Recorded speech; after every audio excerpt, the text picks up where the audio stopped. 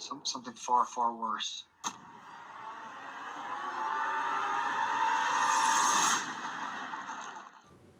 Hello everybody, welcome back to Screenstars. I'm here today to bring you my review for the 2022 horror film Project Legion.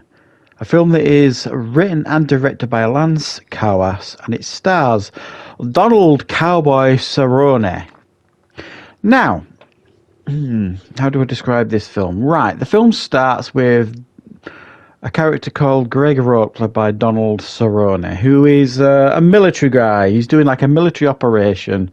They've got him and his unit's got to take some pills to sort of, I don't know, keep them from catching whatever's going on. And then it kind of jumps after this mission that kind of goes sideways. It jumps to him back at home, and he's like in his apartment.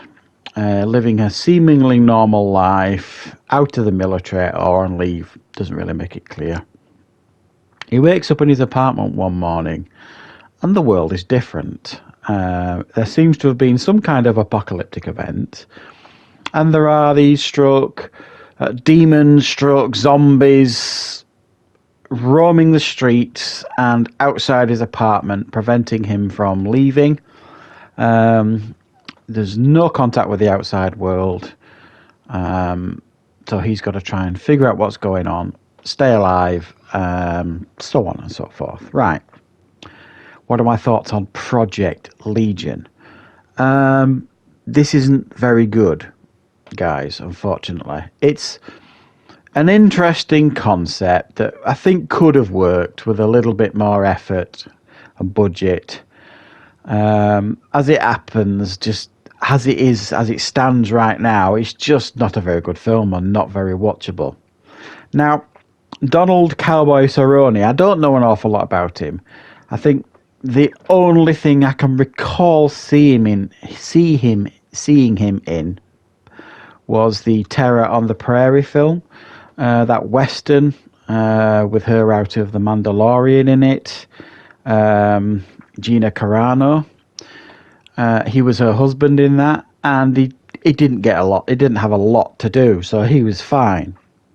He's got to carry this film because the majority of this film is him in his apartment trying to figure out what's going on, with intermittent moments of scares with him facing what's outside his apartment, these demonic type things. So it's him carrying this film. Now, like I said, I don't know an awful lot about this guy, Donald Cerrone. I don't even know if I'm pronouncing his name right. But my understanding is he's got some kind of mixed martial arts background, and he's done stunt work, and he's like done bit parts in films and stuff. He doesn't have the presence to carry a film like this. He doesn't have that at all. In fact, his acting skills, I would say, are fairly limited, and it's very, very obvious when you watch this film. It's probably one of these actors that would do well in low budget action films if he's got those around him to kind of carry the burden of the acting chops, and he just gets on with what he needs to do, which is the action. Could probably get away with that.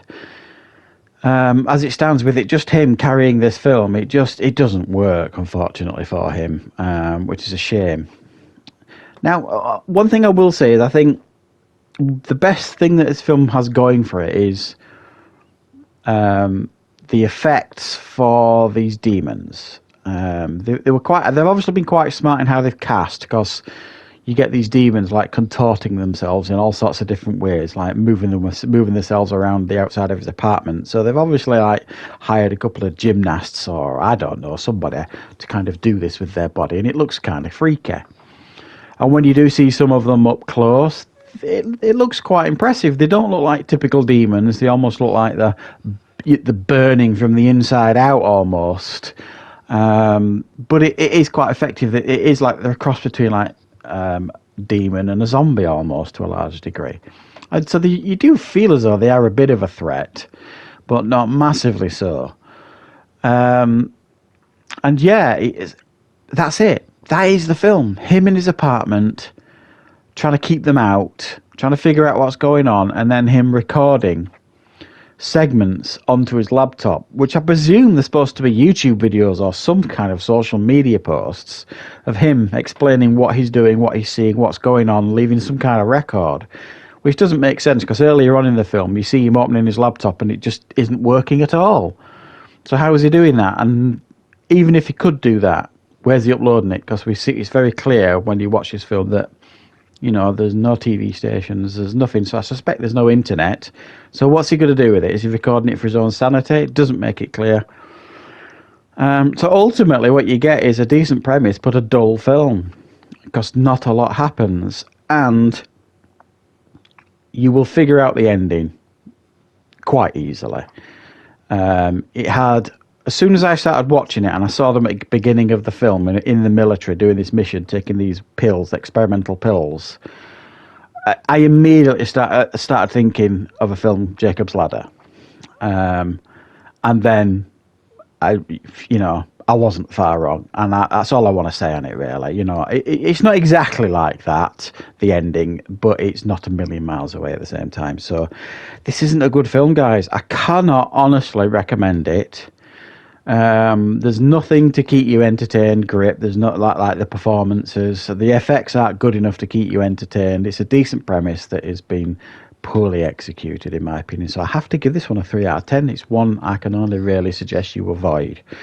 So thanks for watching, guys. I hope you enjoyed this review. I will, of course, be back with plenty more reviews and content on the channel very, very soon.